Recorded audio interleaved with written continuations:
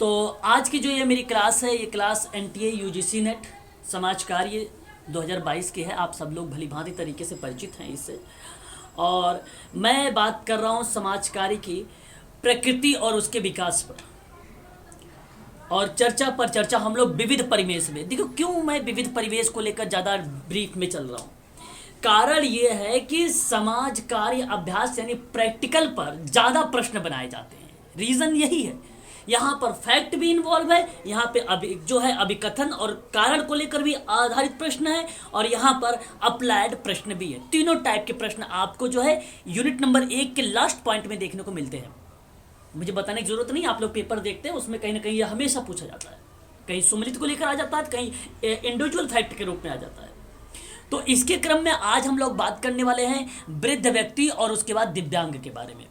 PDF आप लोगों को मैंने दे दिया है, आप सभी को शायद मिल चुकी होगी पीडीएफ।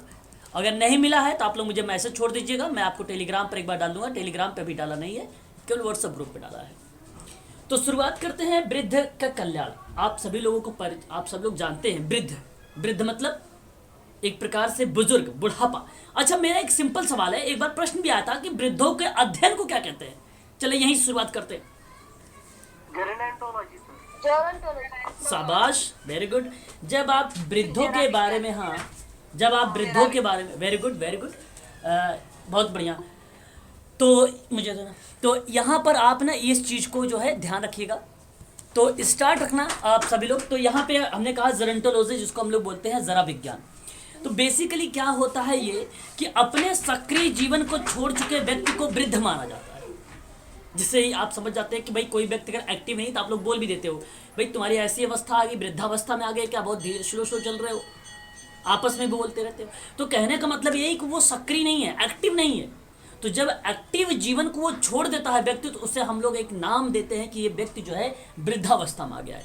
अब वृद्धावस्था की एक एज होती है, कोई व्यक्ति मुझे बताना चाहेगा क्या? वृद्धा अवस्था की एक एज होती है, आप में से कोई व्यक्ति बताना चाहेगा? वृद्धावस्था की आयु आप सबको मैं बता देता हूं, ध्यान रखिएगा। कभी कभी एग्जाम में आपको मिलेगा 65 प्लस, तो कई एग्जाम में आपको मिलेगा 60 प्लस। तो आप उस ऑप्शन में देखना, वृद्धावस्था सबसे आखिरी अवस्था है, सबसे लास्ट अवस्था है, ठीक है। तो वो अवस्था की जो ऑप्शन में लिखा रहेगा, या 60 लिखा है या 65, दोनों ऑप्शन आता है, तो 60 को प्राथमिकता मत दीजिएगा, 65 को प्राथमिकता दीजिएगा। तो वृद्धावस्था ये जो है सबसे लास्ट अवस्था होती है। वृद्धावस्था या बुढ़ापा जीवन की उस अवस्था को कहते हैं जिसमें मानव जीवन की औसत काल, बात समझ रहे हैं आप मेरी? हेलो, ओके देखिए, कोई मैम शायद अनम्यूट है, भाई म्यूट हो जाइए प्लीज। यहाँ पे मैं बात कर रहा हूँ कि वृद्धावस्था बुढ़ापा जीवन की उस अवस्था को कहते हैं जिसमें उम्र मानव जीवन की जितनी भी क्रिया विधि या एक्टिविटी के हम बारे में जिक्र करते हैं, वो हमें देखने को मिलता है वृद्धावस्था में। तो शारीरिक रूप से व्यक्ति जो होता है ना, वो धीरे धीरे अक्षम हो जाता है, उसको हम लोग बोलते हैं वृद्ध हो गया वो व्यक्ति, है कि नहीं? क्लियर? तो मैंने आप लोगों से बोला था ना कि मुझे थोड़ा सा 5 मिनट का टाइम चाहिएगा बीच में आप लोगों से, है ना? तो थोड़ा सा वो समय आ गया है आप लोगों का, तो आपस में आप लोग बात कर लीजिए। अगर आप बात करना चाहते हैं किसी टॉपिक को लेकर, है ना, चर्चा पर चर्चा आप लोग कर लीजिए।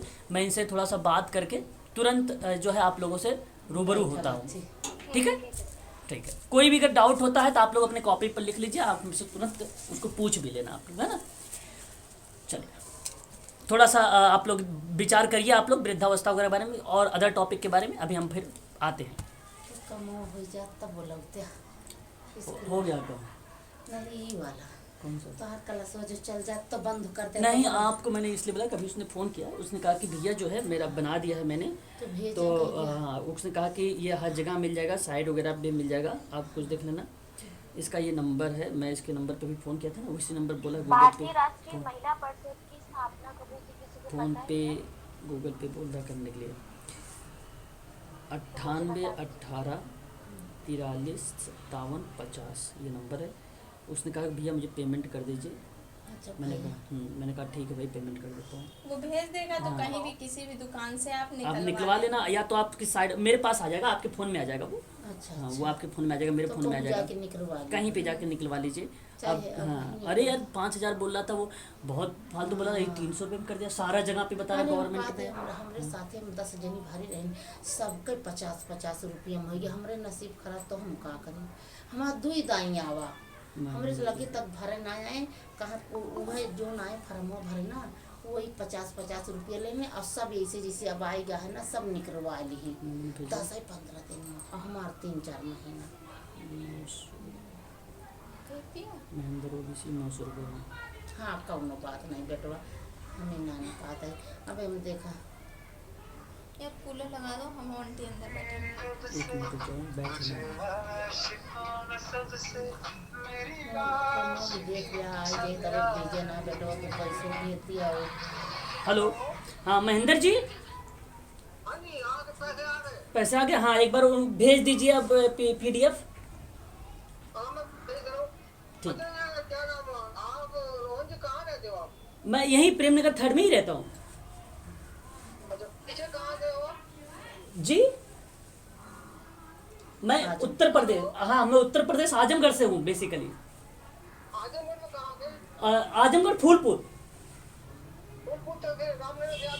जी जी जी जी, अंबारी। हाँ हाँ अच्छा अच्छा, हाँ। खुरासन रोड वाला। हाँ जी, हाँ जी, शमशाबाद खुरासन। हाँ हाँ अच्छा हाँ। अच्छा, ठीक है आप, ठीक है, मिलते हैं फिर आपसे। अरे बिल्कुल, भेजता हूँ मैं आपको PDF में। ठीक ठीक ठीक ठीक, महेंद्र जी भेजिए। ये वहीं का है। वहीं शमशाबाद वगैरह चलो का। भगवान करे भैया, हमें जाके दौड़े धूप के हमें बहुत दिक्कत लागत रही। कहीं कौनो बात नहीं बन जाए एक दाई। अच्छा एक दाई बन जाए तो कुछ करे, और एक तो ना पड़ता सब No. दिन का फुर्सत है। जा बिहान कबो बन जाए तो लड़का ये के आपस में बात भी नहीं करते, इतने दुष्टता के बच्चे। बच्चे। अच्छा कह लिया के नहीं लोग बात, मैंने कहा कि भाई टाइम बर्बाद ना हो, पढ़ाई लिखाई आपस में करते रहो, बातचीत करते रहो पढ़ाई से संबंध में। तुम्हें सुनाता है। सब लेफ्ट नहीं। हो गए क्या? नहीं नहीं, लेफ्ट नहीं हुआ, मैंने लिखा वेट। लिखा है सर हो सके तो प्लीज़ थोड़ा बहुत इंग्लिश मीडियम को ध्यान। ओके, ये दिव्यांशु है, इंग्लिश माध्यम। मैं सोचा महेंद्र का मैसेज आया। आएगा तो आंटी को भेज दो। कौनो बात नहीं फिर मैंने वो तो बात सही है, लेकिन उसको भेजना चाहिए तुरंत ही। आ गया, अच्छा भेज अच्छा दिया। एक आ निकलवा गया, आ के गया, आ गया, आ गया। ए, ये रहा। नहीं कौनो बात नहीं भैया, ये हाँ OBC बन गया भाई, सरकारी अब हुई है। गवर्नमेंट। जैसे मेरा बना है, अच्छा ये ऐसे मेरा है, हाँ ऐसे। बेटा तीनों के का बताए। हाँ अच्छा, वो आपस में बात कर रहे हैं। तो ये तीनों का बन गया। ये देखो इसका है नाम, बता देता हूँ एक बार। ये अनामिका है, हृदय रामपाल, ठीक है। और दूसरा जो है मानसी, डॉटर ऑफ हृदय कुमार, हृदय रामपाल। हाँ सब कुछ। और एक तीसरा है अभिषेक कुमार सनाब विश्राम पाल। हाँ चलो बंटी जी आप काका बहुत परेशान है बेटवा, तो यही मुकई के ही निकाल ले हमरे इहो बस के ना रहने। ये अभिषेक के पास आ गया। अभिषेक के पास चला जाए, तीनों निकलवा लेंगे। हाँ, एडमिशन करवा के रख लेंगे ना बच्चे। एक दाई करवा के रख ले, टू कॉपी ना इनके जीवन की स्कूलों में कहीं से 1000 रुपये जैसे ओबीसी के, जैसे हमारे अपन सब पिछड़ी जात में चले जाते हैं ना, ओबीसी को बन जाते हैं ना भैया। इनके 1000 रुपया आए हर जैसे वो जी सकता देखो कैसे आवत है कान सही की चीज है।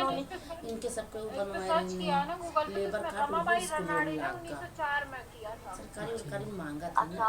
और उसमें तो 1975 लिखा है। हाँ कुछ नहीं यार। आंटी ये 449 किसका किसका नंबर है? बोर्ड के बाद 96 54 58 64 75 हो सकता है, यही है? बट कंफर्म नहीं हाँ ये तो मेरा है। तो इसमें देखो क्या है। और देखें गया होगा फिर आया होगा। अभिषेक के पास नहीं है फिर। अभिषेक की उनके रिचार्ज खत्म होता आएगा। अभिषेक के पास नहीं गया ना, अभिषेक पास, तो वो भी खुश हो जाए देख कर। और कल सबको भेज दिया। अब शिव को भेज दिया, अंकल को भेज दिया, आपको भेज तो दिया। फिर बस ये बहुत खत्म। अब सब हमका निकलवाओ को न पड़ेगा। अब जब जहाँ अगर निकलवाना भी है तो ये मेरे पास हमेशा पड़ा रहेगा, ये मेरे से डिलीट नहीं होगा। आप लोग अगर डिलीट भी कर दोगे तो ये मेरे पास रहेगा। ये हम तो कुछ अंदर बैठना, आप पीछे जाइए। आपका बच्चा बैठे हो, हम सोचत रहे कि आज हम बहुत देर से सोचत रहे आज नहीं का करती हैं सोई यहाँ ठीक ठाक। नहीं, वो कल मेरे से बोला था ना, मैंने कहा भैया तुम लोग ऐसे मेरी बेइज्जती करवाते हो, अरे का साला बोल के भाई इतने दिन से टाल रहे अब वो हो, एक एक 5,000 सर्टिफिकेट नहीं बन पा रहा है। और मैंने कहा कि नहीं बन जाएगा, बस कल तो कल एक दोबारा जनी फोन किया। 5,000 मांगत रहे, फिर आओ तो 3500 मांग यही के ना बाबू। यही के 5,000 मांगा था। अब हमरे सबके कहीं कि 3,000 अब कहा था 10 जनी भरे रहे का सब पे आई गो 50-50 रुपये जो भरे कोनो बात नहीं, काम बस हो चाहिए जी बस। तो माफ कर। नहीं ऊपर जाना है। ओके, हाँ चलिए आ गए भाई। कोई बता सकता है? हाँ क्या पवन सिंह क्या पूछ रहे हैं आप? ओके सर, कोई बात नहीं। अच्छा चलिए, अच्छा बहुत बढ़िया, बहुत अच्छा। तो शुरुआत करते हैं आगे की क्लास में। आप लोगों ने कोऑपरेट किया थोड़ा सा, आगे बढ़ते हैं और नेक्स्ट चलिए। तो हम बात कर रहे थे यहाँ पे कि जब जन्म से मृत्यु तक मानव का जीवन शारीरिक विकास की प्रक्रिया है जो कुछ पूर्व निर्धारित चरणों से होकर गुजरता है। और ये चरण शैशवावस्था, बाल्यावस्था, किशोरावस्था, युवावस्था, वयस्कावस्था, प्रौढ़ावस्था और वृद्धावस्था जो लास्ट की अवस्था के रूप में हम लोग जानते हैं। इसकी एज भी आप लोग ध्यान रखिएगा, इसका बेसिकली जो एज देखने को मिलता है 60 प्लस मिलता है, तो कहीं 65 मिलता है तो कहीं 60 मिलता है। ठीक है, इस चीज़ को आप लोग जो है ध्यान दीजिएगा। आगे बात करते हैं, कहता है कि यहाँ पर और चीज़ें देखें तो यहाँ पर देखो लिखा हुआ है कि यह विकास, निर्माण और संग्रहण का दौर है। युवावस्था के विकास की प्रक्रिया धीमी पड़ने पर या प्रौढ़ावस्था तक पहुँचते पहुँचते लगभग थम जाती है। तो युवावस्था से प्रौढ़ा तक का दौर जो है जैविक और सामाजिक आर्थिक दृष्टियों से उत्पादन और दायित्व निर्वहन या जो कुछ पूर्व से संचित या संग्रहित किया जाता है या उसे लौटने या खर्च करने का दौर माना जाता है। तो ये एक बेसिकली नाम हम जानते हैं कि भाई वृद्धावस्था के अंतर्गत ये सारी चीज़ें हमें देखने को मिलता है। तो मैं कहूँगा कि इतना सारा चीज़ें आपको पढ़ने की ज़रूरत नहीं है अदरवाइज़, है ना। बशर्ते आप छोटी छोटी चीज़ें ध्यान रखिए कि बुढ़ापा जीवन की उस अवस्था को कहते हैं जिसमें उम्र मानव जीवन की औसत काल के समीप या उससे अधिक हो जाती है। तो वृद्ध लोगों को रोग लगने की अधिक संभावना होती है, तो उनकी समस्याएं भी अलग होती है।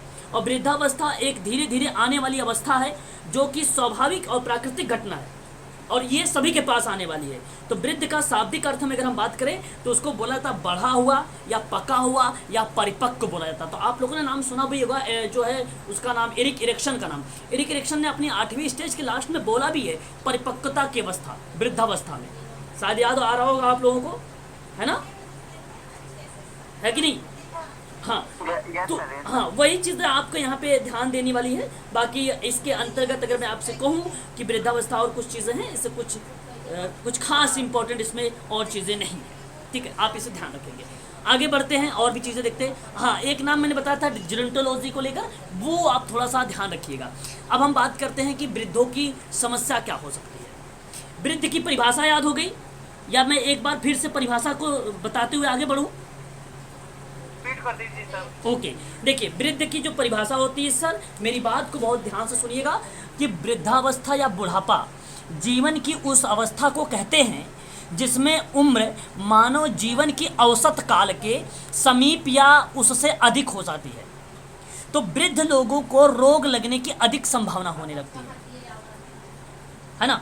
और यह ना कहकर अगर आप ये कह लीजिए कि व्यक्ति अपने सक्रिय जीवन को छोड़ चुका व्यक्ति, उसी को हम लोग वृद्ध कहते हैं। ये भी आप कह सकते हैं, ये हरियंट की किताबों में आपको एक लाइन में देखने को मिलेगा भी, है ना।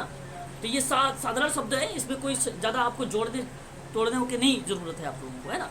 इस चीज़ को जो है आप लोग ध्यान दीजिएगा, इसकी आयु को आप ध्यान रखिएगा। और वृद्धावस्था एक धीरे धीरे आने वाली अवस्था है और यह स्वाभाविक है, हर एक व्यक्ति के पास आने वाली है। ठीक है, तो वृद्ध शाब्दिक अर्थ में क्या होता है, बढ़ा हुआ, पका हुआ या परिपक्व भी होता है। इस चीज़ को आप ध्यान रखिएगा। बात करते हैं वृद्धावस्था की या वृद्धों की समस्याओं के बारे में थोड़ी सी, है ना। इसकी समस्याएं कौन कौन सी होती हैं, इस चीज़ को आप लोग ध्यान रखिएगा। देखिए, अगर हम बात करें शारीरिक दुर्बलता, शारीरिक दुर्बलता क्या है? शारीरिक दुर्बलता भी वृद्ध की एक समस्या है ना। शारीरिक दुर्बलता वृद्ध अवस्था वाले जो व्यक्ति होते हैं उनके लिए एक समस्या है, जैसे कि आप अच्छी तरीके से परिचित हैं। देखिए जरा, आयु बढ़ने के साथ शारीरिक व्यक्ति की शारीरिक और शिथिल होने लगता है। जो शरीर है व्यक्ति की, आयु जैसे जैसे बढ़ने लगती है तो व्यक्ति की शरीर क्या हो जाती है? शिथिल हो जाती है। ज्ञान इंद्रियां कमजोर होने लगती हैं, आंखों से कम दिखने लगता है, कान से कम सुनने पड़ता है, दांत कमजोर हो जाते हैं, शरीर में की जो शक्ति होती है वो गति प्रदान करने में वो असमर्थ हो जाता है, पाचन संस्थान भी कमजोर होने, रक्त परिभ्रमण में भी धीरे धीरे प्रक्रिया संचालन होना, मतलब टोटली मिला जुला के अगर हम बात करें तो शारीरिक दुर्बलता एक प्रकार के वृद्ध व्यक्तियों के लिए समस्या है। ऐसा हमें देखने को मिलता भी है और हम लोग भली भांति तरीके से परिचित हैं। तो अगर आप लोगों के पास गांव में अगर कोई वृद्ध व्यक्ति होंगे तो आप लोग जरा उनको इमेजिन करिए कि अगर उनकी जैसे जैसे उनकी एज बढ़ रही है तो उनकी शरीर शिथिल भी हो रही होगी, उन्हें कम सुनाई भी देता होगा, उनका आँख से कम दिखाई भी देता होगा और विभिन्न प्रकार की बीमारी से भी वो कहीं ना कहीं हमें देखने को मिल जाता है कि ग्रसित है ना। तो ये सारी चीज़ें हमें देखने को मिल जाती है। बात करते हैं मानसिक रोग। आप लोगों को बता दूं मैं, गूगल अगर आप लोग करेंगे तो गूगल में बेसिकली बताया गया है 80%, गूगल में लगभग 80% बताया गया है कि जो वृद्धावस्था की आयु होती है, जब वो धीरे धीरे वृद्ध होते हैं तो ऐसी कंडीशन पर व्यक्ति अपना जो है मानसिक संतुलन खो बैठता है। यानी कहने का मतलब होता है, आपको मैं बता दूं कि उनको ये होश नहीं होता कि हम कौन सी एक्टिविटी कर रहे हैं, हमें क्या करना चाहिए क्या नहीं करना चाहिए, ऐसा गूगल का मानना है भाई। तो मानसिक रोग जो है एक प्रकार से अगर मैं बात करूं तो वृद्ध कल्याण में ये वृद्ध व्यक्तियों के लिए एक समस्या है ये, और ये वृद्ध अवस्था की आखिरी स्टेज के अंतर्गत मैं बात कर रहा हूँ। अस्वस्थ, शारीरिक क्षीणता, मानसिक रोग, बहुत कुछ साथ साथ चलते हैं। शरीर के कमजोर पड़ने के बाद बुढ़ापे की अनुभूति भी व्यक्ति के मानसिक निराशा का संचार देती है, और वृद्ध व्यक्ति शारीरिक रूप से ही नहीं बल्कि मानसिक रूप से भी अपने को बहुत असहाय या असहाय महसूस करने लगता है। इस कंडीशन में व्यक्ति धीरे धीरे क्या करने लगता है, जो मानसिक रोग का क्रिया प्रतिक्रिया बन रही है तो कहीं ना कहीं परिवार का विघटन का कारण भी बन जाता है। तो रीज़न के रूप में हम लिखते हैं कि भाई अगर मानसिक रोग अगर वृद्धावस्था में व्यक्ति के पास आया तो रीज़न बताइए क्या, तो एक कारण के रूप में हम लिख सकते हैं, ठीक है, पारिवारिक विघटन, है ना। बहुत सारे रीजन्स होते हैं, कोई एक रीजन्स नहीं है, बहुत सारे रीजन्स हमें देखने को मिल सकते हैं, ठीक है, क्योंकि शरीर कमज़ोर हो जाती है भाई, उतना इंसुलिन या उतना आगे जो ब्लड सर्कुलेशन है वो तीव्र गति से उतना होता नहीं, उतना शरीर उनकी एक्टिव होती नहीं है, जिसकी वजह से हमें ऐसा देखने को मिल जाता है। बात करते हैं अकेलेपन की समस्या भी होती है, ये भी वृद्ध व्यक्ति के लिए एक समस्या है। देखिए एग्जाम में आप लोगों से अगर प्रश्न पूछेगा तो कहेगा कि आधुनिक समय में वृद्ध व्यक्तियों के लिए समस्याएं, तो अब आपको पता है सिंपल सी चीज़ है, आप इसे आसानी से कर भी लेंगे। अकेलेपन की समस्या आप भली भांति तरीके से जानते हैं, ये वृद्ध व्यक्ति के लिए ही क्यों हम बात करते हैं। अगर युवा अवस्था की बात करें या वयस्क अवस्था की बात करें या प्रौढ़ावस्था की बात करें, उस एज में भी हमें अकेलेपन की समस्या हमें देखने को मिल जाती है। कोई भी व्यक्ति हो, है ना, अगर अकेलेपन में रहता है तो उसके पास जाहिर सी बात है बहुत सारी समस्याएं देखने को मिल जाती है कहीं ना कहीं। तो औद्योगिकीकरण और नगरीकरण में वृद्धि होने का कारण, जैसे जैसे संयुक्त परिवारों का जगह केंद्रित परिवार की संख्या में वृद्धि हो रही है, तो परिवार के युवा सदस्य विवाह के बाद अपने माता पिता के साथ रहना ही नहीं पसंद करते। और इसमें अगर मैं बात करूं तो आयु में व्यक्ति को अपने बच्चों से सबसे अधिक सहायता और संरक्षण की आवश्यकता होती है। तो इस या हम कहें उस आयु में स्वयं को अकेला और निराश्रित महसूस करने लगते हैं। तो ऐसी कंडीशन पे अकेलापन की समस्या भी हमें देखने को मिल जाती है। तो ये तो आज के समय में, आधुनिक समय में आप भलीभांति तरीके से अकेलेपन की समस्या से भी परिचित है। बात करते हैं आर्थिक असुरक्षा की स्थिति को लेकर, ये भी वृद्ध व्यक्तियों के लिए एक समस्या है। तो आर्थिक असुरक्षा की स्थिति का वृद्ध लोगों को प्रायः आर्थिक सुरक्षा संबंधी तनाव को भी सामना करना पड़ता है, ठीक है। अच्छा, आर्थिक का मतलब आप समझ रहे होंगे, एक जो है एक प्रकार से फाइनेंशियल की बात कर रहा है, फाइनेंशियल से संबंधित बात कर रहा है कि ये फाइनेंशियल प्रॉब्लम है। ये फाइनेंशियल प्रॉब्लम कहाँ पे है बताइए? ओल्ड एज में है। कहाँ पे है? ओल्ड एज में। पारिवारिक आय कम होने से परिवार के लोगों या लोग बुजुर्गों के पर भार स्वरूप देखने लगते हैं, तो ये आर्थिक असुरक्षा की स्थिति होने लगती है। मैं आपको बता दूं, आप लोग कभी भी ऐसा मत सोचना कि अगर कोई वृद्ध व्यक्ति है, आपसे जितना भी हो सके, देखो वो अवस्था है सबकी आएगी भाई, उसके पास वो क्षमता नहीं है, वो सक्रिय नहीं है कि वो अपना थोड़ा सा वो कर सके, परंतु आप उसकी मदद अवश्य करें, है ना, उसका मदद आप अवश्य करें, है ना। कभी आप ऐसा ना सोचें कि भाई यार मैं अपने लिए बनाऊं, अपने लिए खाऊं, कि भाई उसके लिए बनाऊं, ऐसा कुछ नहीं सोचना, है ना। ये सारी चीज़ें गलत चीज़ें होती हैं। आप हमेशा पॉजिटिव सोचिए, अच्छा सोचिए दूसरों के बारे में। बात समझ रहे हैं ना आप मेरी, मैं कहना क्या चाहता हूँ। तो इस तरीके से आप लोग रहिए। आर्थिक असुरक्षा की स्थिति, आर्थिक असुरक्षा की स्थिति भी कहीं ना कहीं हमें देखने को मिली। जब परिवार ही एकल परिवार बन जाता है तो जाहिर सी बात है जो घर में वृद्ध व्यक्ति है वो जाहिर सी बात है, देखिए दुख तो उसे भी है कि उसका परिवार उसके पास नहीं है, लेकिन अगर आप उसे देख रहे हैं तो एक सोशल वर्कर के नाते, एक मानवता के नाते आप उसकी मदद भी करते रहे, है ना। लाइफ जिंदगी भर मदद करिए, ठीक है, लाइफ टाइम मदद करिए। ये आप अपनी हैबिट बना लीजिए, आदत बना लीजिए उस व्यक्ति की, ठीक है। ये चीज़ें होनी चाहिए। आगे बात करते हैं पॉइंट नंबर 5 में कि संयुक्त परिवार के अभाव की समस्या। संयुक्त परिवार का मतलब होता है जॉइंट फैमिली, बहुत बड़ी फैमिली, जहाँ पे अभी आप लोगों को देखा, जहाँ पे चाचा चाची, दादा दादी, नाना नानी नहीं आएंगे, फूफा फूफा, ये सारे लोग जहाँ पे आते हैं वो संयुक्त परिवार होता है, बड़ा परिवार होता है, उसको बोलते हैं जॉइंट फैमिली। संयुक्त परिवार के अभाव की समस्या का सामना करना पड़ता है और संयुक्त परिवार में वृद्धावस्था, बीमारी आदि के समय सुरक्षा प्रदान की जाती है। आपको बता दो, जहाँ पे बड़ा परिवार होता है, एक वृद्ध व्यक्ति की अच्छी देखरेख हो सकती है, उसकी बीमारी के बारे में या उसके खान पान को लेकर एक अच्छा जीवन व्यतीत कर सकता है वृद्ध व्यक्ति वहाँ पर। परंतु जब संयुक्त परिवार धीरे धीरे एकल परिवार बन रहा है, एकाकी परिवार बन रहा है, तो ये वृद्ध व्यक्तियों के लिए एक समस्या बन गई है, एक समस्या बन गई है। तो संयुक्त परिवार के अभाव की समस्या है, इस चीज़ को भी आप लोग जो है ध्यान दीजिएगा। बात करते हैं, टॉपिक बहुत इजी है, बड़ा मज़ेदार टॉपिक है ना। पॉइंट नंबर 6 की बात करें, उचित देखभाल की समस्या को लेकर। आपको बताने की जरूरत नहीं, आप अच्छे तरीके से समझ गए हैं कि जिस परिवार में कई सदस्य होंगे, जहाँ पे ढेर सारे मतलब व्यक्ति होंगे, वहाँ तो बड़े बुजुर्गों की देखभाल ठीक तरीके से हो सकती है, लेकिन एकाकी परिवार की स्थिति में जब घर के सदस्य चले जाते हैं तो अक्सर बुजुर्ग लोगों की देखभाल करने वाला कोई नहीं होता है। इससे उन्हें कभी कभी बड़ी बाधा का सामना करना भी पड़ता है, आप लोग अच्छे तरीके से जानते हैं। ऐसे में उचित देखभाल की समस्या भी वृद्ध व्यक्तियों के लिए है ना। हमारा काम है समाज में असामाजिकता को समाप्त करना। आप लोग एक बार सोचिए जरा, आप अपना बचपन सोचिए, आपके बचपन में क्या समय था, उस समय क्या थी, उस समय क्या हरियाली थी, लोगों के साथ बातचीत करना और लोगों के साथ मतलब एक दूसरे की मदद करना। आप अपने बचपन को सोचिए एक बार, सही तरीके से सोचिए। और आप अपने बचपन में जब आपके दादा या आपके चाचा या आपके जो भी रिलेटिव रहे होंगे, बड़े बुजुर्ग, उनसे जब बात करते होंगे तो उन्होंने क्या बोला होगा कि उन्होंने कहा होगा कि ये ज़माना ही खराब हो गया, हमारे समय में ज़माना बहुत सही था। आपको मैं एक चैन के माध्यम से समझाना चाहता हूँ कि देखिए, पिछले से पिछले वर्ष में देखिए, जिस समय हम बात कर रहे हैं 1950-60 की बात, कितनी अच्छा समय था। आने वाले समय में सामाजिकता ही खत्म हो जाएगी, लोग अपने से अपने ही मतलब रखेंगे, ऐसा होने वाला। लेकिन मैं बता रहा हूँ कि अगर यहाँ पे एजुकेशन डिपार्टमेंट, सोशल डिपार्टमेंट अगर नहीं सोचेगा सोशल वर्क के बारे में, तो बता रहा हूँ बड़ी दयनीय स्थिति आने वाली है भविष्य में।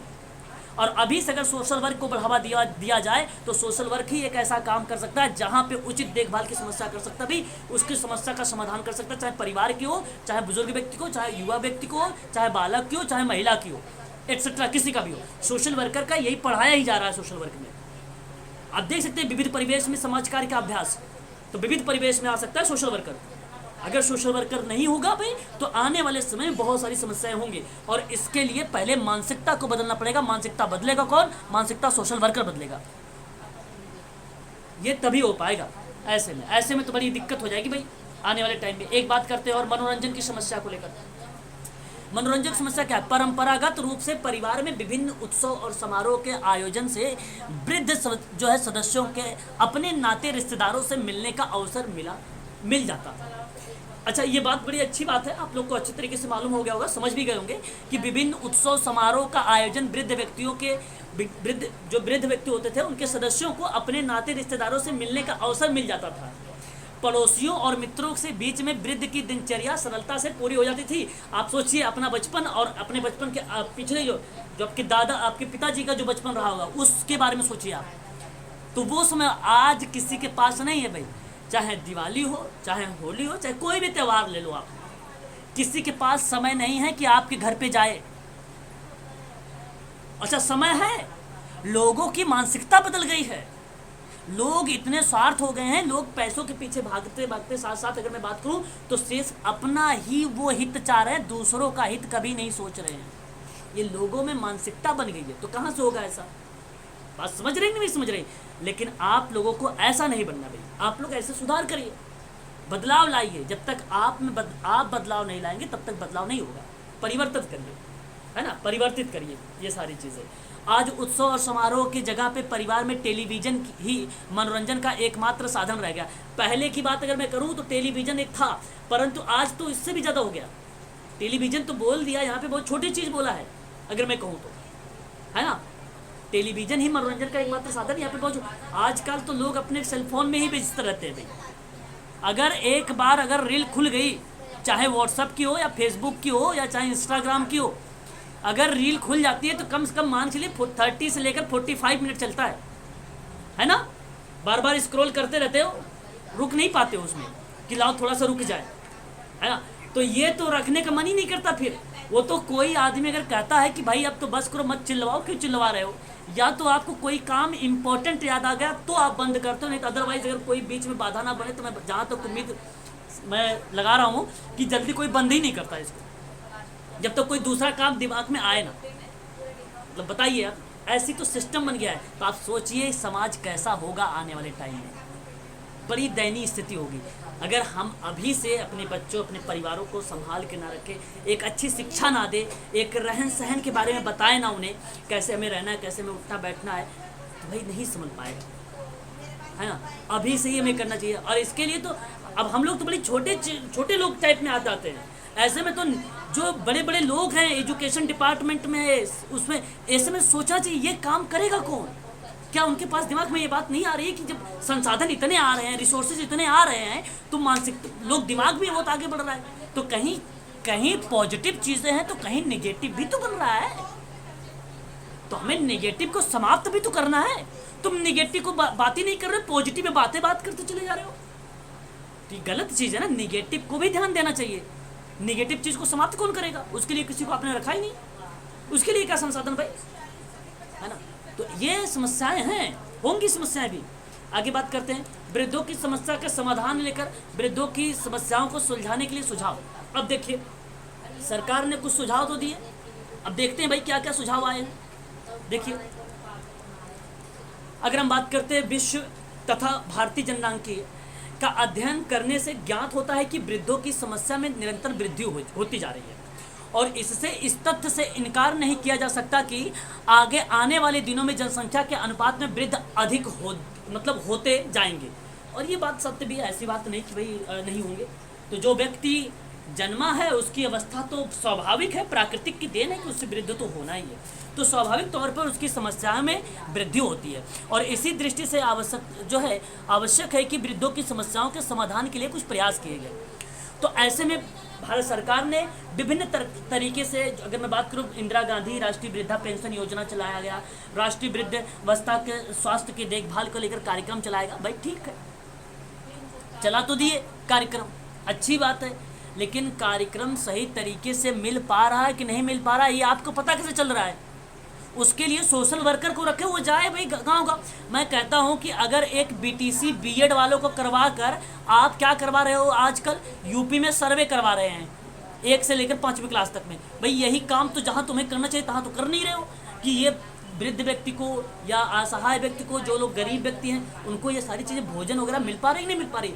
कैसे सस्टेनेबल डेवलपमेंट गोल को पूरा किया जाएगा कि नो हंगर है, भूखमरी को कैसे समाप्त किया जाएगा जब तक इस तरीके से एक्टिविटी नहीं होगा? काम धीरे धीरे होता रहेगा। फिर ऐसे में ये लोग यहाँ पर दिमाग ही नहीं लगा रहे। तो इसके लिए विभिन्न प्रकार की जो है सुविधाएं और सेवाएं चलाई गई थी। जैसे अभिभावक और वरिष्ठ नागरिकों के लिए एक कानून लाया था। मालूम है किसी को कब कानून आया है? बोलिए। 1908। अरे भाई साहब 1960 नहीं, सर वो तो इंग्लैंड 1960 नहीं। अभिभावक और वरिष्ठ नागरिकों के लिए अधिनियम कब लाया गया भाई? 2007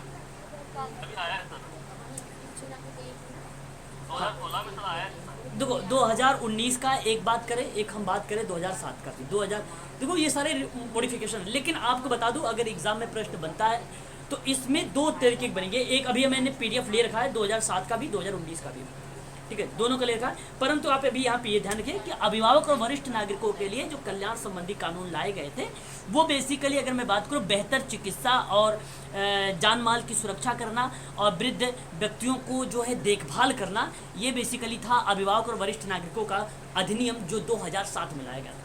2007 हाँ वेरी गुड, बहुत बढ़िया, सही जवाब।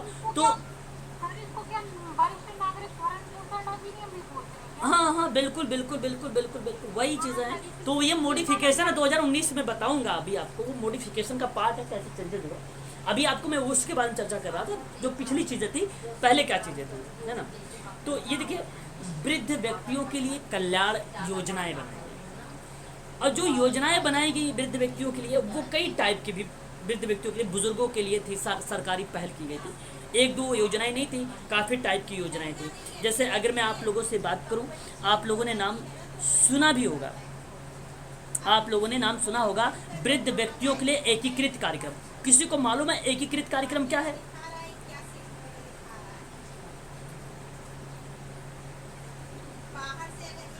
नहीं पता। नहीं पता, चलो कोई बात नहीं, अगर नहीं पता तो मेरे से आप सुन लीजिए। एकीकृत जो है कार्यक्रम क्या, ये बुजुर्गों के लिए जीवन गुणवत्ता, बात क्या करता है वो, जीवन की गुणवत्ता को सुधार करने की बात करता है, ठीक है, सुधार करने की बात करता है। और इसी के अंतर्गत अगर मैं आप लोगों से परिचर्चा करूं, ये जो आपका कौन सी योजना था, मैंने नाम क्या बताया था? एकीकृत। हाँ हाँ एकीकृत, ठीक है। तो यहाँ पे आप वृद्ध व्यक्तियों की देखभाल के लिए एकीकृत कार्यक्रम जो था, आश्रय, भोजन, चिकित्सा, देखभाल, मनोरंजन के अवसर आदि जैसी बुनियादी सुविधाएं प्रदान करके वृद्ध व्यक्तियों की जीवन की गुणवत्ता में सुधार लाने की बात करता है। तो ये अधिनियम बनाया गया, सॉरी यह एक कार्यक्रम बनाया गया था। फिर एक आपने देखा होगा, आपने नाम सुना भी होगा कि राष्ट्रीय वयोश्री योजना, ये बेसिकली 2006 में अधिसूचित की गई थी, सॉरी 2016 में अधिसूचित किया गया था। क्या? राष्ट्रीय वयोश्री योजना, राष्ट्रीय वयोश्री योजना। अगर मैं बात करूं समाज कल्याण और जो सशक्तिकरण मंत्रालय के माध्यम से, अगर आप देखेंगे हरियंट की किताब में तो वहाँ पे आपको 2017 दिखाएगा। लेकिन मैं आपको बता रहा हूँ ये जो है यूपी पीएससी का मैं आपको मेंस के नोट्स के अकॉर्डिंग बात कर रहा हूँ, उसमें 2016 आया था, 2016 आया था, ठीक है। मैं इसको कहोगे तो मैं पीडीएफ भी आपको यहाँ पे जो है प्रोवाइड करा दूंगा। परंतु आप यहाँ पे नाम भी याद रखेगा, 2016 2017 दोनों में से कोई एक ही आएगा। तो आपको भली भांति तरीके से मालूम है, अगर उसके आसपास आता है तो आप जो है आसानी से लगा लेते हैं, ठीक है, उस चीज़ को। अच्छा, ये सारी पीडीएफ मैं आपको प्रोवाइड करूँगा सर, ठीक है।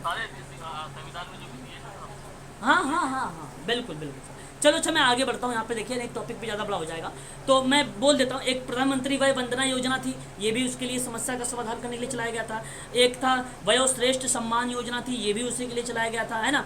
विभिन्न प्रकार की योजनाएं थी जो चलाई गई थी इसके द्वारा, है ना। तो इस चीज़ को आप लोग ध्यान रखिएगा। और आपको बता दूं मैं माता पिता और वरिष्ठ नागरिकों का भरण पोषण जो कल्याण संबंधी था अधिनियम, वो 2007 का था, जिसमें ये बताया, अभी भी मैंने आपको बताया है कि ये माता पिता और वरिष्ठ नागरिकों तथा उनके कल्याण के लिए आवश्यकता आधारित रखरखाव और देखभाल सुनिश्चित करना था, ठीक है, ये आपका था। और एक आपने अभी भी देखा इंदिरा गांधी राष्ट्रीय वृद्धा पेंशन योजना के बारे में भी चर्चा किया, ये भी बेसिकली इसी का पार्ट माना गया था, किसका?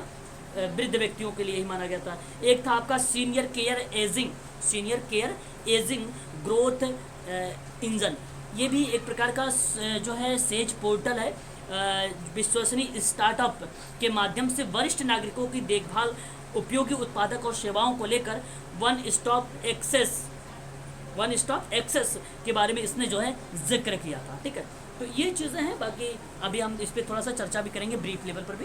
यहाँ पर देखिए भारत में संयुक्त परिवार की व्यवस्था जो है वृद्धों को सामाजिक, आर्थिक और मानसिक सुरक्षा प्रदान कर रही है, जिसमें अगर इसके विघटन को रोकने के लिए भी प्रयास किया जाना चाहिए। तो जाहिर सी बात है, अगर मान लीजिए परिवार है, संयुक्त परिवार, और धीरे धीरे वो एकल हो जा रहा है, तो उसको रोकना है, उसको रोकना है। एक प्रकार यहाँ पे एक समस्या का समाधान है। तो रोकेगा कौन भाई? सोशल वर्कर रोकेगा, और कौन रोकेगा, है ना। परंपरागत भारतीय समाज में सामुदायिक जीवन जो जीवन वृद्धों उनकी किसी भी समस्या का एहसास नहीं होने देता है। अतः ऐसे सामुदायिक जीवन को पुनः मजबूत करने का उपाय भी किए जाने चाहिए। वृद्धों के लिए स्वास्थ्य मनोरंजन के साधन उपलब्ध कराने चाहिए, है ना। ये चीज़ें ध्यान रखना। वृद्धों की समस्या के समाधान हेतु बहुत ही ज़रूरी वृद्धावस्था की जीवन की अनिवार्यता के रूप में स्वीकार होना चाहिए, ना कि बोझ के रूप में इसको स्वीकार करना चाहिए। ये पॉइंट देखिए, ये पॉइंट जितने हैं कि सारे इंपॉर्टेंट है, आपको मिल सकता है विचार करने वाले प्रश्नों में। समय समय पर वृद्धों के लिए विशेष आयोजन जैसे सामान्य ज्ञान और खेल प्रतियोगिता और कार्यशाला आयोजन भी आदि किया जाना चाहिए। सरकार की ओर से जो है वृद्धों के लिए जो है वृद्ध होम स्थापित करने चाहिए, जिसमें समुचित सुविधाएं हों। ऐसी संस्थानों को सरकार की ओर से जो है सहायता दी जा सके, है ना। इस चीज़ को आप ध्यान रखिएगा। बात करते हैं वृद्धों की स्वास्थ्य संबंधी समस्याओं में निःशुल्क व्यवस्था होनी चाहिए, है ना। साथ ही वरिष्ठ नागरिकों के लिए बहुत कम प्रीमियम पर जो है स्वास्थ्य बीमा भी शुरू कर देनी चाहिए। वृद्धावस्था व्यक्तियों के लिए पेंशन योजना भी बढ़ा देनी चाहिए, वो कम नहीं। अभी आई थिंक आप लोगों ने शायद सुना भी होगा, इसके लिए एक आंदोलन भी हुआ था, लेकिन वो थोड़ा सा चर्चा में नहीं, उस आंदोलन को दबा दिया गया बेसिकली। तो ये चर्चा हुआ भी था इसके लेकर कि भाई पेंशन को बढ़ावा दिया जाए, और दिव्यांग व्यक्ति को लेकर और वृद्ध व्यक्ति को लेकर भी बात की गई थी। वृद्धों के स्वास्थ्य संबंधी जो है समस्याओं के लिए निःशुल्क व्यवस्था की जानी चाहिए। साथ ही वरिष्ठ नागरिकों के लिए बहुत कम प्रीमियम पर जो है बीमा, ये तो पता हो गया। वृद्धावस्था पेंशन भी पड़ा। शिक्षित वृद्धों के अनुभव का लाभ जो है प्रौढ़ शिक्षा जैसी योजनाओं में लिया जाना चाहिए। अंशकालीन रोजगार दिए जाने की व्यवस्था की जानी चाहिए। ऐसा होना चाहिए, है कि नहीं, कि अगर मान लो जो कोई शिक्षित वृद्ध व्यक्ति है तो उसका जो है यूज़ करना चाहिए वो अंशकालीन रोजगार के रूप में, है ना। ऐसा नहीं कि भाई उसे 5 घंटा 8 घंटे ड्यूटी करवाएं, ऐसा नहीं होना चाहिए। 1-2 घंटे उससे जो है काम ले, उससे क्या होता है कि वो व्यस्त रहेंगे और स्वस्थ भी रहेंगे, है ना। व्यस्त का मतलब बिजी रहेंगे और स्वस्थ भी रहेंगे, काम में उनका जो है मन भी लगा रहेगा, अनुभव रहेगा उनका, तो वो किसी न किसी चीज़ को जाहिर सी बात है शेयर करेंगे वो लोगों से अनुभव को। तो आजकल अनुभव ही शेयर करना चाहिए। बात करते हैं वृद्धों के लिए पारिवारिक माहौल की व्यवस्था की जानी चाहिए। पारिवारिक माहौल, है ना। केंद्रीय समाज कल्याण बोर्ड ने वृद्ध सदनों के लिए पालना घर को मिलाकर एक ही स्थान पर संचालित करने की योजना बनाई गई, जिसमें वृद्धों को बच्चों की गतिविधियों का आनंद मिल सके और वे अपने जीवन का रस संपूर्ण आनंद ले सके। तो ये से पॉइंट थे सारे के सारे, आपने यहाँ पे देखे। कुछ सेवाएं हैं, जैसे अगर हम बात करते हैं वृद्ध व्यक्तियों के लिए सेवाएं क्या क्या चीज़ें हैं, यहाँ पे देख लेते हैं। देखिए यहाँ पे अगर हम बात करते हैं औद्योगिक युग में समाजों में समृद्धि में व्यक्तियों के अनेक आलंबन प्रदान करने दीर्घ जीवन दिया है। तो स्वास्थ्य, शिक्षा, मानसिक संतुलन में अनेक साधनों का विकास प्रसार करने के लिए व्यक्ति के जीवन की दीर्घकालिक संभावनाएं बढ़ी हैं और समाज में वृद्धावस्था के व्यक्तियों की संख्या भी बढ़ी है। फलतः उसके कल्याण के कार्यों की जो है व्यापकता और भौतिकता में भी विकास और प्रसार हुआ। तो इसके अतिरिक्त जो है वृद्ध एवं उसके सेवा कार्यों की मान्यता में भी बढ़ोतरी हुई है और इसके कारण भी वृद्ध कल्याण की जो है अनेक सेवाएं संचालित एवं बढ़ाई जा रही हैं। तो विभिन्न प्रकार की चीज़ें चलाई जा रही हैं। अभी ऐसा कहने को हमें मिलता है, देखने को हमें मिलता है। भारत में वृद्धों की एक बड़ी संख्या निवास करती है, जहाँ पे अगर हम बात करें उनके कल्याण से समुचित ध्यान देना आवश्यकता है। और वृद्धों और अगर हम बात करें तो यहाँ पे वृद्ध व्यक्तियों के लिए, और अगर हम बात करें संगठित और संस्थागत सहायता के लिए कार्य कर रही है, 1860 में मानी गई है एजेंसी के रूप में। बेंगलोर में अगर हम बात करते हैं तो दी फ्रेंड और इन नीड करके एक सोसाइटी, एक वो थी, संस्था थी जो 1858 में आई थी। याद है किसी को? कब आई थी वो? क्या? अरे सुन नहीं रहे अब आप? नहीं जी, ये रहा आपके सामने the friend in need society, 1858।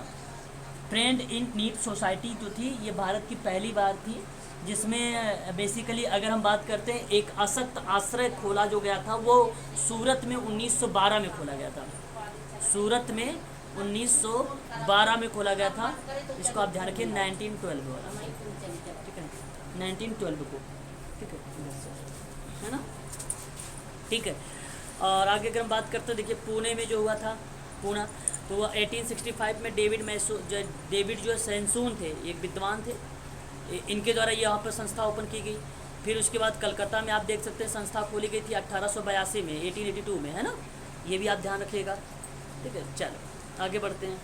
अगर हम बात करते हैं यहाँ पे राष्ट्रीय लेवल यानी नेशनल लेवल पर, तो 1961 में क्या हुआ था, क्षेत्र में कोई प्रयास नहीं किया गया था, तो कई राज्य सरकारों ने वृद्ध पेंशन योजनाएं चलाई, जिसमें वृद्धों को आजीवन और कुछ वर्षों तक में उन्हें आर्थिक सहायता दी गई। दूसरी योजना अवधि में दिल्ली, देहरादून, कलकत्ता और पूना में कुल 4 महत्वपूर्ण ऐसे क्षेत्र जो थे जहाँ पे गृह स्थापित किए गए। हालांकि इतना इंपॉर्टेंट नहीं है कि कौन कौन से क्षेत्र आए जहाँ पे इससे प्रयास किए गए, लेकिन हाँ ऐसे में सबसे इम्पोर्टेंट भूमिका निभाता है, कभी कभी एग्जाम में बन सकता है, वृद्ध पेंशन योजना को लेकर भारत में सबसे पहले जो चलाया गया था वो उत्तर प्रदेश में चलाया गया था, वो वर्ष था 1957 वाला। तो वो मेरे लिए मैं आपको बता रहा हूँ कि वो थोड़ा सा इंपॉर्टेंट बन सकता है प्रश्न के लिए, है ना, वो क्योंकि प्राथमिकता देता है भारत को सबसे ज़्यादा, वो क्योंकि पहली बार उत्तर प्रदेश में उसी को स्थापित किया गया था वृद्धों को पेंशन को लेकर। बाकी यहाँ पे कुछ ऐसा नहीं था कि गृह स्थापित करना, ये बात की चीज़ें थी जहाँ पर ऐसी चीज़ें हुई है, ठीक है। फिर उसके बाद अगर हम बात करते हैं, अच्छा यहाँ पे भी पेंशन योजना की बात चलती थी यहाँ पर, है ना। 1999 में आपको बताऊं पहली बार सामाजिक न्याय और सशक्तिकरण मंत्रालय ने राष्ट्रीय वृद्धजन नीति का निर्माण किया था 1999 में, ये आपको थोड़ा सा ध्यान रखना होगा।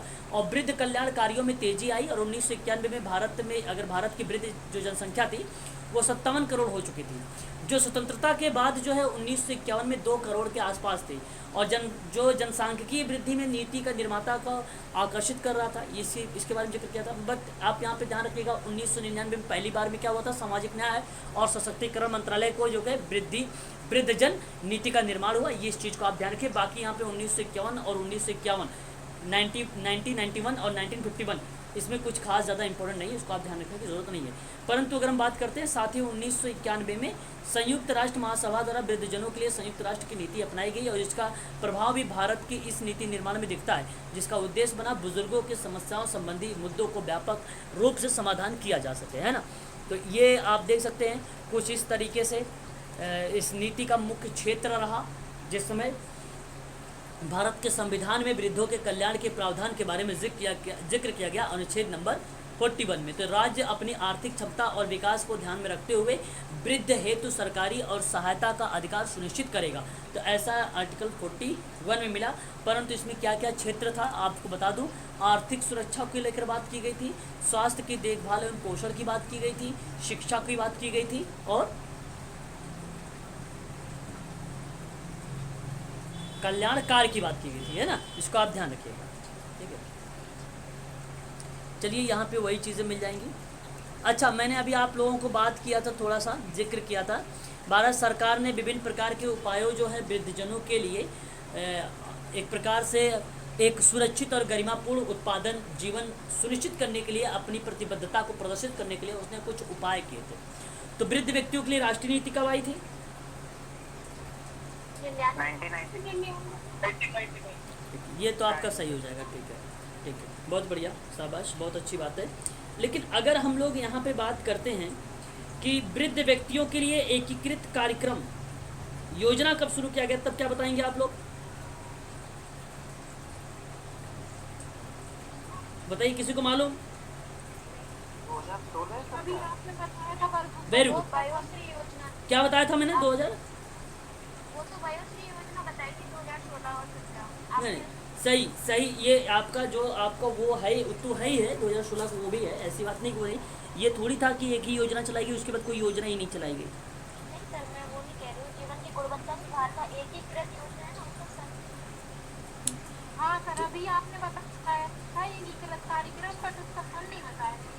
नहीं, मैंने क्या बताया, एकीकृत योजना कार्यक्रम को क्या बताया था, वर्ष? बताया मैंने वयोश्री का 2016 बताया भाई। जी सर, उसका मीनिंग बता रहे थे। हाँ, उसका मीनिंग बताया था, आप इसको भी 2016 कर रही है, करेक्ट जवाब है 2016। हाँ, 2016 इसका करेक्ट जवाब है। एकीकृत वाला भी। हाँ जी, हाँ जी, हाँ जी, हाँ जी, 2016, ठीक है। और ये सामाजिक न्याय अधिकारिता मंत्रालय के माध्यम से इसको जो चलाया गया था, है ना। अच्छा, और क्या है? आईपीओपी वही है। अच्छा, आप यहाँ पे बताइए जरा, इंदिरा गांधी, अब हम बात कर रहे हैं, बताइए इंदिरा गांधी राष्ट्रीय पेंशन वृद्धा योजना भाई कब चलाई गई? 2007 में 9 नवंबर 2007। 9 नवंबर 2007।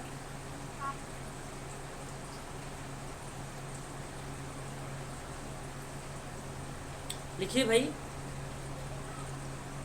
इंदिरा गांधी राष्ट्रीय वृद्धावस्था पेंशन योजना 9 नवंबर 2007। करते रहिएगा सभी लोग, है ना।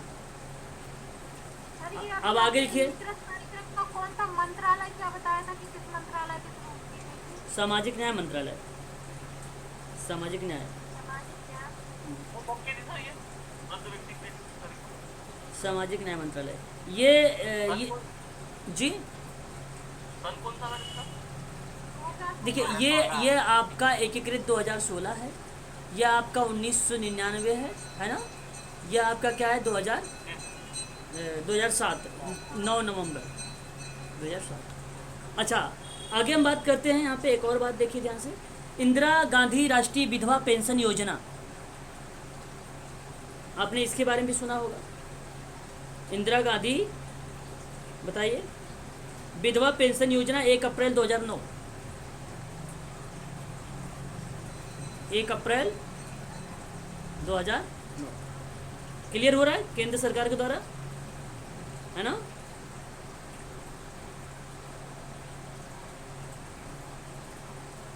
अठारह से 60 वर्ष की महिलाओं को रखा गया था आयु वर्ग के। विधवा और पारिवारिक आय रुपए में अधिक ना, मतलब अगर हम बात करें तो प्रतिमाह शायद 10,000 था, आई थिंक। क्लियर एग्जैक्ट पता नहीं है, परंतु इसको छोड़ दीजिए, आप इतना पूछेगा भी नहीं है। 10,000 थोड़ी होती है सर। 10,000 था। 3,000 रुपये, 2,500 रुपये ऐसा कुछ, 10,000 था। अच्छा, चलो एक आप लिखिए, अन्नपूर्णा योजना 19 कब चलाया गया था ये? 2000 या 2001 में ये ग्रामीण लेवल पे चलाया गया था, इसको ध्यान रखिएगा। 2000 और 2001 की बात करते हैं अगर हम, तो किसी भी लेवल पर ग्रामीण स्तर पर चलाया गया था, ग्रामीण स्तर पर चलाया गया था। और 1999 या 2000 अगर हम बात करते हैं तो ये जो है बेसिकली एक वरिष्ठ नागरिकों के खाद्य सुरक्षा प्रदान करने के लिए जो असहाय और अति गरीब और अभावग्रस्त है उनके लिए भी ये योजना जो है प्रारंभ कर दी गई थी। परंतु ग्रामीण विकास मंत्रालय के द्वारा, यहाँ पे आप ध्यान रखिएगा, 2000 वर्ष कौन सा याद रखेंगे? 2000। अब आपको बता दूं, आपने नाम सुना होगा, अन्नपूर्णा योजना की शुरुआत किया था वसुंधरा मुख्यमंत्री या वसुंधरा राजे ने 15 दिसंबर 2016 को। ये जो मैंने दो बताए हैं ये पहले की बातें हैं, जहाँ पे 2000 और 1999 में चलाए गए थे। तो उसमें एक प्रकार से वो सिस्टम नहीं था, परंतु था कि वृद्ध व्यक्तियों की देखभाल करने के लिए।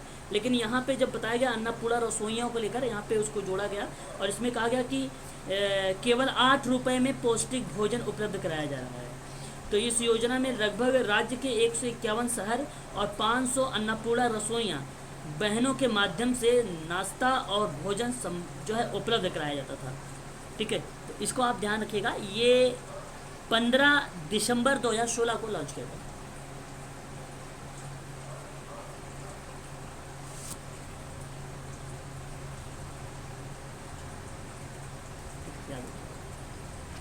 बात करते हैं नेक्स्ट, यहाँ पे बुजुर्गों की देखभाल हेतु राष्ट्रीय कार्यक्रम। ये बेसिकली क्या है ना, एक प्रकार से बुजुर्गों की देखभाल हेतु एक राष्ट्रीय कार्यक्रम था। और इसको हम अगर बात करें, स्वास्थ्य और परिवार कल्याण मंत्रालय ने बुजुर्गों के स्वास्थ्य की देखभाल हेतु राष्ट्रीय कार्यक्रम चलाया था 4 अप्रैल 2013 को, जहाँ पे 11वीं पंचवर्षीय योजना या 11वीं योजना में बुजुर्गों के स्वास्थ्य संबंधी विभिन्न समस्याओं को दूर करने की बात की गई थी। ठीक है, तो ये आप ध्यान रखिएगा, डेट 4 अप्रैल 2013, है ना। ये maintenance and welfare and parents and senior citizen act है, ये आपको पता है, अभी मैंने बताया 2017 का। अब यहाँ पे थोड़ा सा जिक्र करेंगे हम लोग 16-17 के बारे में भी।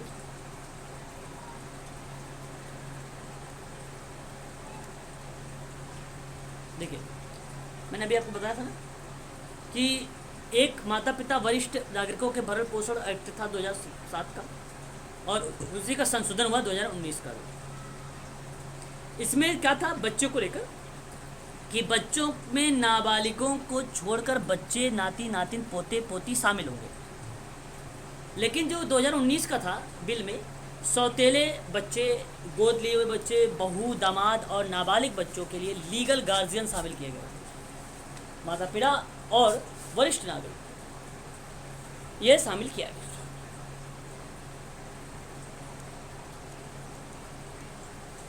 संबंधी की अगर बात करते हैं तो संबंधियों के संतान रहित तो वरिष्ठ नागरिकों के कानूनी वारिस शामिल है जिनका उनकी संपत्ति पर कब्जा है और उन्हें उनकी मृत्यु के बाद जो है संपत्ति मिल जाएगी। इनमें नाबालिग बच्चे भी शामिल नहीं थे, लेकिन इस परिभाषा में कहा गया कि नाबालिगों को शामिल किया जा रहा है, उनका प्रतिनिधित्व उनके लीगल गार्जियन द्वारा किया जाएगा। ये बातें की गई 2019 में। तो ये संशोधन है, आप इसको देख लेना है ना, इसमें कुछ मुझे नहीं लग रहा है कुछ टफ है, कुछ बढ़िया है। मैं आज के लिए क्लास इतना ही रखना चाहता हूँ, ठीक है ना। कल जो है आपको यहीं से थोड़ा सा आगे बता दूंगा वृद्धा पेंशन योजना क्या है। पीडीएफ मिल गई ना आप लोगों को?